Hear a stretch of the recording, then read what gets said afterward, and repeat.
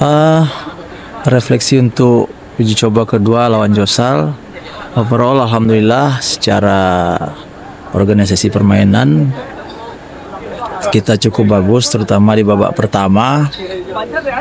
Terbukti dengan kita bisa leading di open play, tapi memang kembali kepada individu ya. Ada beberapa error yang itu dimanfaatkan oleh tim Josal dari situasi set piece free kick tadi. Tapi saya cukup puas dengan apa yang ditampilkan anak-anak di tengah kondisi tim yang memang belum komplit. Kenapa saya bilang belum komplit? Karena akan ada beberapa penambahan pemain ya di sektor senior ya, senior. Ada beberapa masih kosong slotnya.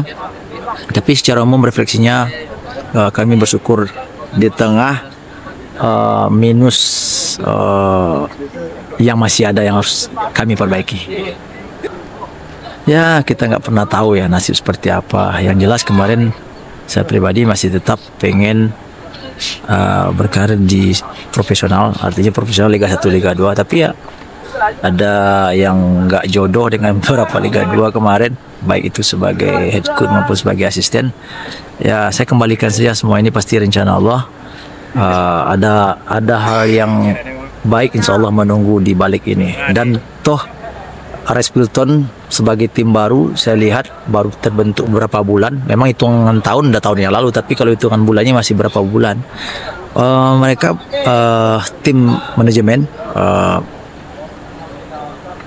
punya komitmen yang kuat untuk membangun dan mengembalikan marwah sepak bola Kota Solo atau Solo Raya secara umum, dan didukung oleh Coach Arif yang ada di sini, karena kami juga kenal sudah lama. Dan sebelum saya memutuskan untuk sign kontrak dengan tim ini, saya sudah ada komitmen duluan dengan Coach Arif, yang mana itu kami sudah punya job desk masing-masing dan saling mendukung. Makanya saya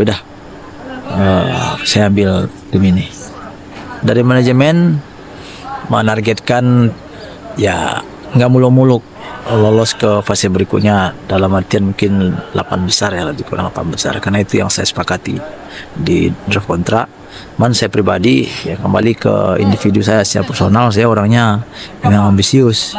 Di tengah keterbatasan yang ada, keterbatasan apapun itu di tim ini, saya masih mencoba meramu bagaimana tim ini bisa melangkah lebih jauh. Dan sedikit refleksi dari hasil ini, kita menantang tim juara bertahan ya, yang udah lolos 32 nasional. Saya rasa target yang saya usung nggak muluk-muluk sih, untuk lebih daripada 8 besar. Nah, semoga saja Allah merestui ya, dan apa yang kami rencanakan bisa terrealisasi.